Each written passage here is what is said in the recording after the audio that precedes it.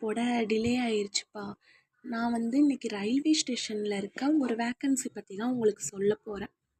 எத்தனை வேக்கன்சி இருக்குதுன்னு சொல்லிட்டு பார்த்தீங்கன்னா 6180 வேக்கன்சி இருக்குப்பா. என்ன போஸ்ட்டுக்குன்னு பார்த்தீங்கன்னா டெக்னீஷியன் போஸ்ட்டுக்கு. அவங்க சேல்ரி எவ்வளோ சொல்லியிருக்காங்கன்னா 19,900 சொல்லியிருக்காங்கப்பா. Place overall Tamil Nadu. நம்ம அப்ளை பண்ணுறதுக்கு லாஸ்ட் டேட் என்னன்னு பார்த்தீங்கன்னா 28 ஜூலை 2025.